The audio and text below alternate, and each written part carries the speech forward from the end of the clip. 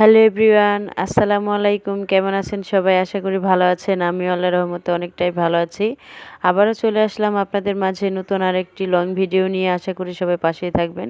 আজকে আমি সিম দিয়ে আলু দিয়ে ভাজি করেছিলাম এবং সাথে মুরগির মাংস দিয়ে ছোলার ডাল রান্না করেছি। আর এদিকে ছোলার ডালটা রান্না করার জন্য প্রথমে আমি মশলা কষিয়ে এরপরে আমি মাংসগুলো দিয়ে দিলাম। তো এখন আমি মাংসগুলোকে কষিয়ে এরপরে ছোলার ডালটা দিব। আর ছোলার ডালটা আমি গতকালকে রাতে ভিজিয়ে রেখেছিলাম। তো সারা রাত ভিজে ডালটা অনেক সুন্দর ফুলে উঠেছিল। তো এখন আমি ছোলার ডালটা দিয়ে দিলাম। এখন ভালো করে কষিয়ে নিব। আর এই তো আমার রান্নাটা হয়ে গেছে। আর কালারটা দেখুন কত সুন্দর হয়েছে। আর আজকে আমি ঝোল রাখিনি, একদম কষা কষা করে ফেলেছি। আর আমার কাছে এই ছোলার ডালটা এইভাবে ভুনা করলে অনেক ভালো লাগে। এভাবে রান্না করলে মুড়ি দিয়ে খাওয়া যায় এবং গরম ভাতের সাথেও ভালো লাগে। কারণ যেহেতু আরেক পদের তরকারিও রান্না করব, এই জন্য এটা ঝোল করলাম না, একটু কষা কষা করলাম যাতে বাচ্চারা এমনিতেই খেয়ে ফেলতে পারে। তো এদিকে আমি পুঁটি মাছ রান্না করব আজকে, আলু বেগুন সাথে মূলা দিয়ে। পুঁটি মাছ ভেজে মূলা দিয়ে রান্না করলে কিন্তু অনেক ভালো লাগে আমার কাছে। তো শীতের দিন যদি সবজি দিয়ে তরকারি রান্না করে একটু ঠান্ডা করে খাওয়া যায় তাহলে কিন্তু অনেক ভালো লাগে।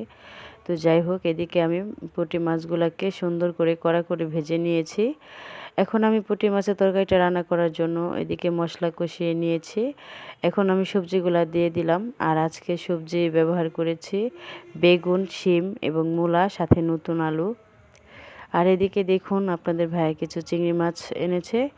আর এই চিংড়ি মাছের ভিতরে ছোট বড় মিশানো ছিল। আমি এখন বড় চিংড়ি মাছগুলোকে আলাদা করে নেব, মিষ্টি কুমড়া দিয়ে রান্না করব আগামীকালকে, এই জন্য।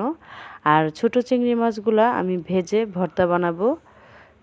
তো গরম ভাতের সাথে যদি ভর্তা হয় তাহলে কিন্তু ভালো লাগে, ভাত খাওয়াটা আরও জমে যায়। যাই হোক, এদিকে আমার পুঁটি মাছের তরকারির ঝোলটা বলক উঠে গিয়েছে। এখন আমি পুঁটি মাছগুলোকে দিয়ে দিচ্ছি। আর মূলো দিয়ে পুঁটি মাছের তরকারিটা আমার কাছে খুবই ভালো লাগে। মূলা ছাড়া পুঁটি মাছের তরকারি রান্নলে ভালো লাগে না। তো আপনারা কে কে খান? এই যে দেখুন আমি অনেক পরিমাণ মূলা দিয়েছি। তো সব সবজির ভিতরে মূলাটাই বেশি দিয়েছি যাতে মূলার ফ্লেভারটা হয়। অনেকে মূলা গন্ধ বলে এই জন্য খেতে চায় না। যাই হোক, আমার কাছে ভালোই লাগে। তো এখন আমি টমেটো এবং ধনেপাতা কুচি দিয়ে দিলাম সবার শেষে। তো এখন আমি নাড়াচাড়া দিয়ে তরকারিটা নামিয়ে নিব। আর আজকের ভিডিওটা এই পর্যন্তই, আর লং করব না। সবাই ভালো থাকবেন, সুস্থ থাকবেন। আল্লাহ হাফেজ।